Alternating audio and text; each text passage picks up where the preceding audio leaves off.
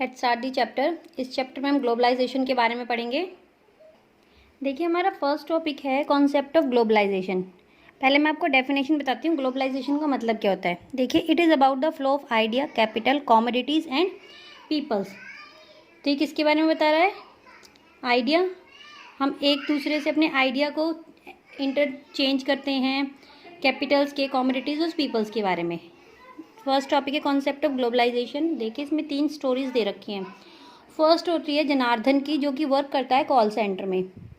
अब क्योंकि call centre में ये काम करता है तो इसे इवनिंग शिफ्ट करनी पड़ती है, जो नाइट शिफ्ट होती है वो करनी पड़ती है, क्योंकि ये जो काम जिस ऑफिस में काम करता है इसके जो क्लाइंट है वो यूएस के क्लाइंट है। यानी कि जहाँ जिस टाइम वहाँ पे डे होगा उस टाइम हमारे यहाँ पे नाइट होती है, तो उन्हीं के अकॉर्डिंग इसे काम करना पड़ता है। तो ये कैसे इंटरेक्ट हो रहे हैं हम दूसरी कंट्री से, उसके अकॉर्डिंग अपने क्लाइंट्स के अकॉर्डिंग उन्हें सर्विसेज प्रोवाइड करा रहे हैं। और इसी के अकॉर्डिंग जब वहाँ पे हॉलीडेज़ दिया जाता है, उसी टाइम पे जनार्दन को भी ऑफिस की साइड से हॉलीडेज़ मिलते हैं। नेक्स्ट है इसमें रामधारी शॉपिंग के लिए जाती है। इसे बर्थडे गिफ्ट चाहिए 9 ईयर ओल्ड डॉटर के लिए। इसने साइकिल का प्रॉमिस किया है, तो ये मार्केट में ऐसी साइकिल देखती है जो कि उसके बजट में हो। अब इसे यहाँ पर साइकिल मिलती है चाइना की बनी हुई साइकिल है ये, लेकिन ये हमारे यहाँ पर भी बिक रही है, इंडिया में भी बिक रही है, और ये अफोर्डेबल भी है इसके बजट में। देन बारबी डॉल इसने देखी, रामधारी और इस डॉटर इसने बारबी डॉल भी देखी, जो कि यूएस का प्रोडक्ट है और ये भी हमारे इंडिया में बिक रहा है। थर्ड क्या है? सारिका, जो कि आज की जनरेशन की है, वो पढ़ने में भी बहुत अच्छी है। देन उसे जॉब करनी है, इंडिपेंडेंट करियर बनाना है, लेकिन जो उसकी फैमिली है, क्योंकि वो वूमेन है, तो उसकी फैमिली उस चीज़ के लिए क्या नहीं करती, एग्री नहीं करती। तो ये 3 इसमें एग्जाम्पल्स दिए गए हैं। तो ये तीनों एग्जाम्पल्स हमें किसके बारे में बता रहे हैं? ग्लोबलाइजेशन के बारे में बता रहे हैं कि जनार्दन पार्टिसिपेट कर रहा है ग्लोबलाइजेशन में एज अ सर्विस। रामाधारी ने बर्थडे गिफ्ट परचेज किया, जो कि दूसरी कंट्री का है, something about the movement of commodity from one part to world to another. Then Sarika के बारे में पढ़ा, जिसके कॉन्फ्लिक्ट्स होते हैं वैल्यूज पार्टली और originating from a new opportunity.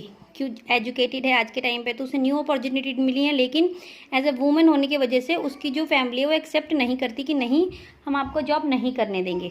तो ग्लोबलाइजेशन क्या है? Globalisation real life we will realise that it use the various contest. अब देखिए इसमें कॉन्सेप्ट क्या है इसका।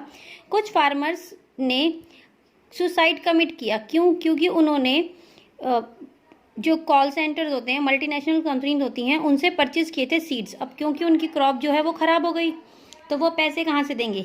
तो ऐसा हो सकता है कि वो सुसाइड अटेम्प्ट करें। सेकंड इसमें दिया हुआ है, and Indian company bought a major rival company based in Europe. यानी कि जो इंडियंस कंपनी है, बहुत सारी जो यूरोपियन राइवल कंपनी है, प्रोटेस्ट करेंगी।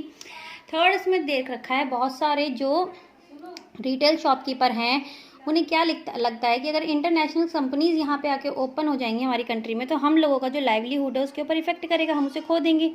देन नेक्स्ट है, फिल्म प्रोड्यूसर है मुंबई का, उसके ऊपर इस चीज़ का मतलब आरोप लगाया गया कि उन्होंने हॉलीवुड मूवी की स्टोरी चुरा के अपनी मूवी बनाई है, तो उसके ऊपर केस चलेगा। थर्ड है कि बहुत सारे जैसे कि ग्रुप्स ऑफ, आज के टाइम की जनरेशन में हम देखें, जो कॉलेज लाइफ की गर्ल्स होती हैं वो वेस्टर्न कल्चर को अडॉप्ट कर रही है, अपना रही हैं, वेस्टर्न ड्रेसेस पहनती हैं। तो इनकी वजह से हम ये कह सकते हैं कि हमारे ग्लोबलाइजेशन के ऊपर एडवांटेजेस के साथ साथ नेगेटिव इफेक्ट भी हैं। इट मीन्स पॉजिटिव, अगर हमें पॉजिटिविटी कुछ मिल रही है तो हमें नेगेटिव इफेक्ट भी इनके थ्रू पता चल रहे हैं। तो ये जो एग्जाम्पल्स हैं ये क्या बोल रहे हैं? These examples also show at the globalisation need not be only about the economic issue, nor is the direction of influence always from the rich and poor. And then globalization is a concept fundamentally deals with flow. कैसे भाई? देखिए, हमारे idea हैं, आपके idea हैं, दूसरी country के idea एक दूसरे से इंटरेक्ट ही होंगे। अगर इंटरेक्ट एक जगह हम उसे बंद करके तो नहीं रख सकते, तो वो इंटरेक्ट भी होंगे, एक जगह से दूसरी जगह जाएंगे भी।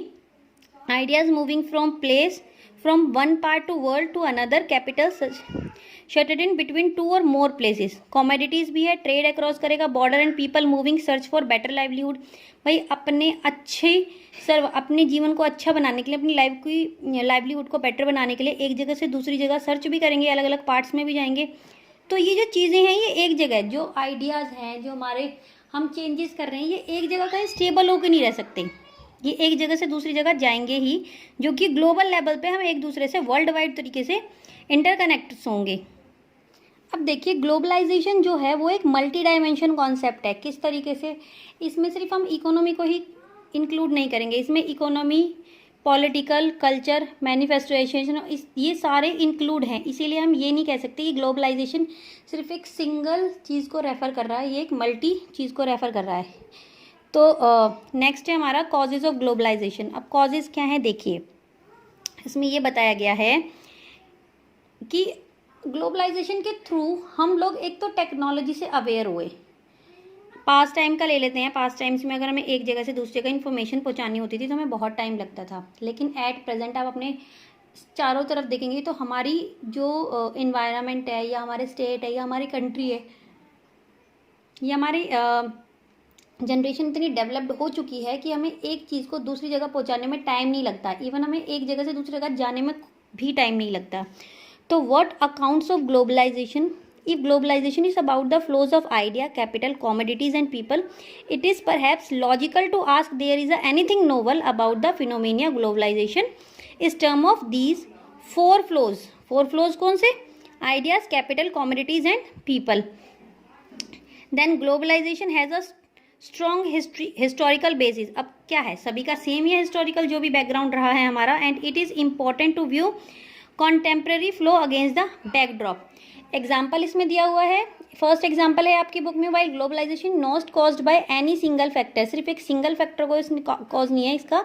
टेक्नोलॉजी में अगर हम देखें, टेलीग्राफ, टेलीफोन, माइक्रोचिप्स, कि हम एक जगह से बैठ के दूसरी जगह के कितनी भी दूर वो दूसरा पीपल स्टे कर रहा हो, हमारी फैमिली मेम्बर हो, फ्रेंड्स हो, कोई भी हो, हमें किसी से बात करनी है तो हम अपने घर बैठ के उस इंसान से बात कर सकते हैं, हमें जाने की ज़रूरत नहीं है। अब एग्जाम्पल देखिए, एक माइक्रोचिप का एग्जाम्पल देख लेते हैं। माइक्रोचिप में छोटी सी चिप होती है, उसमें हम कितना डाटा स्टोर कर लेते हैं, ठीक है। अब ये किस लिए हुआ, इससे एक बेनिफिट भी हुआ है कि जो हमारा पेपर वेस्ट होता है वो हम एक तरीके से हम उसे बचा पा रहे हैं। और किस तरीके से पेपर कैसे बच रहा है, हम ट्री नहीं कट पा रहे, क्योंकि अगर एक नॉर्मल सी कैलकुलेशन लगाएं हम, अप्रॉक्स 1 ईयर में हम 900 करोड़ हमारे ट्रीज कट कर देते हैं। किस लिए, पेपर बनाने के लिए। और टेक्नोलॉजी आज के टाइम पे हमारी इतनी डेवलप्ड हो चुकी है कि हमें पेपर के लिए पेपर वर्क की नीड नहीं है, हम कंप्यूटर के थ्रू माइक्रोचिप्स में अपना सारा डाटा रख सकते हैं, ठीक है। तो अब जब इतने ट्री कटेंगे तो ऑब्वियस सी बात है इन्वायरमेंट पे भी इफेक्ट पड़ेगा, ग्लोबल वार्मिंग पे भी इफेक्ट पड़ेगा, तो ये इसमें भी हेल्प करिए। देखिए, प्रिंटली initiate come in to the been led to basis for the creation of nationalism, so also today we should expect technology will affected way we think of our personal but also our collective lives. Then next step, the ability of idea, capital and commodity and people move more easily from one place to another place. कैसे जा रहे हैं, in past time, पहले के time पे हमें एक जगह से दूसरी जगह जाने में बहुत टाइम लगता था, लेकिन आज के टाइम पे हम कुछ आवर्स में ही चले जाते हैं बाय द व्हीकल्स, क्योंकि हमारी जो टेक्नोलॉजी है वो इतनी एडवांस हो चुकी है। अब नेक्स्ट इसमें अगर हम देखें तो देखिए, we are aware to fact the events. कैसे फैक्ट से हम अवेयर हैं, देखिए वर्ल्ड में अगर हम टेक्नोलॉजी को ले रहे हैं, हम अपनी थिंग्स को ले रहे हैं, लेकिन इसके अलावा अगर हम और चीज़ों को भी लें, लाइक बर्ड फ्लू और सुनामी का आपकी बुक में एक एग्जाम्पल दिया हुआ है, ये भी एक किसी पर्टिकुलर एरिया, नेशन या कंट्री तक कनेक्ट नहीं है, ये भी स्प्रेड हुई है। अगर किसी कंट्री में सुनामी आई है तो ऑब्वियस सी बात है उसका इफेक्ट दूसरी जगहों पर भी पड़ा है। अगर एक कोई डिसीज स्टार्ट हो गई है, जैसे कि अभी हम अपना एट प्रेजेंट का देखें, कोरोना को देखते हैं, चाइना से स्टार्ट हुआ था, ऑलमोस्ट कंट्रियों में वो फैल चुका है, उसकी वजह से बहुत सारी प्रॉब्लम्स भी आ चुकी हैं। तो ये एक ग्लोबल लेवल पे सारे काम हो रहे हैं, ये कहीं फिक्स नहीं है, फिक्स इन द सेंस कहीं हमने एक जगह उसे बंद करके नहीं रख दिया, ऑब्वियस सी बात है स्प्रेड हो गई होगा। अब इसमें जैसे हमने देखा था कि ग्लोबलाइजेशन जो है ये मल्टी डायमेंशन है, तो इसका फर्स्ट है हमारा पॉलिटिकल कॉन्सिक्वेंसेस। तो पॉलिटिकल कॉन्सिक्वेंसेस में कैसे है देखिए, how does globalization affect the traditional conception of the state sovereignty. किस तरीके से करेगा, most simple level globalization result in the erosion to state capacity, that is the ability to government to what they do all over the world. The old welfare state now given way more mainly state the performance certain the functions such as the maintenance of law and order to security of citizen. हमने अपने previous chapter UN में पढ़ा था कि UN में जो भी काम होता है वो ग्लोबल लेवल पे यानी कि सारी कंट्रियों को देख के होता है, जिस कंट्री में जो नीड है वो देखा जाएगा। अब इसमें क्या है कि अगर स्टेट कैपेसिटी देखी जा रही है भाई, हम पहले कि जो मोस्ट सिंपल लेवल है ग्लोबलाइजेशन का, उसका रिजल्ट क्या निकलता है, स्टेट की कैपेसिटी। जो रिजल्ट है देखिए, अगर किसी गवर्नमेंट, कोई भी गवर्नमेंट कुछ कर रही है किसी भी कंट्री का, तो उसका इफेक्ट ऑल ओवर वर्ल्ड में पड़ेगा। कैसे?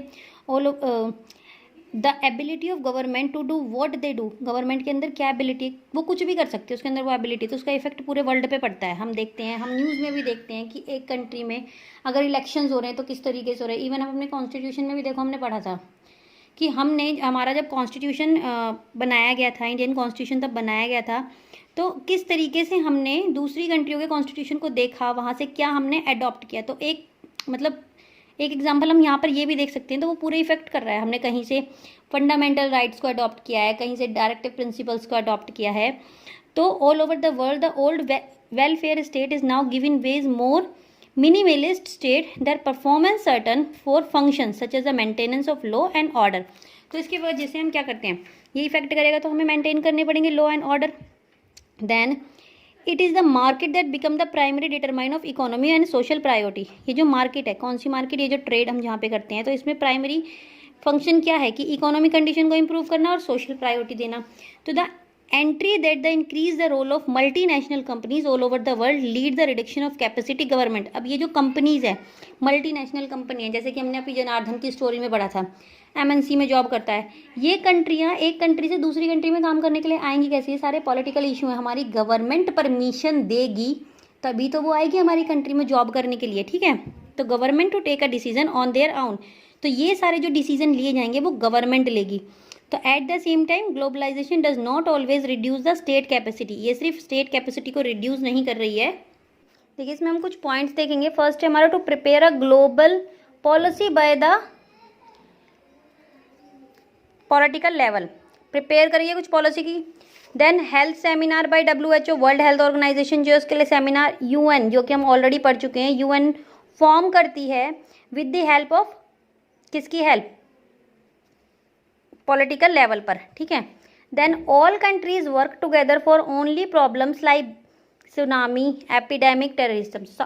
सारी कंट्री जो एक दूसरे की हेल्प करेंगी। अगर कोई भी प्रॉब्लम हो रही है, सुनामी की हो रही है, जैसे कि हमारे गुजरात में एक बार सुनामी आई थी, बाकी जगहों पे आई थी, दूसरी कंट्री चाइना में कुछ प्रॉब्लम हो जाती है या और कंट्रियों में हुई थी, तो हम लोगों ने भी हेल्प की थी, तो एक दूसरी कंट्री की हेल्प करेंगी।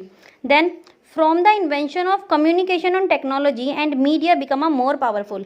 और किसकी वजह से, ये जो कम्युनिकेशन हुई है, टेक्नोलॉजी जो हुई है इतनी, उसकी वजह से हम लोग बहुत ही पावरफुल हो गए हैं कम्युनिकेट करने में, एक दूसरे से बहुत इजीली, बहुत जल्दी से कम्युनिकेट कर लेते हैं। तो countries are moving towards developed by use of technology. Country क्या है, मूव भी करती है, ठीक है।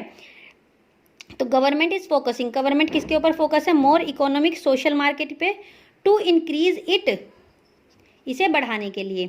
देन लास्ट पॉइंट क्या है, state are becoming more powerful to establish law and order national wise. अब स्टेट क्या है, इसमें बहुत ज़्यादा पावरफुल हो चुकी है, क्या स्टैब्लिश करने में, लॉ एंड ऑर्डर वो करने में, लॉ एंड ऑर्डर फॉलो कराने में। तो इस तरीके से जो ये पॉलिटिकल कॉन्सिक्वेंसीज हैं ये इफेक्ट करती हैं। अब नेक्स्ट हमारा टॉपिक है इकोनॉमिक कॉन्सिक्वेंसी, ये हम नेक्स्ट पार्ट में पढ़ेंगे।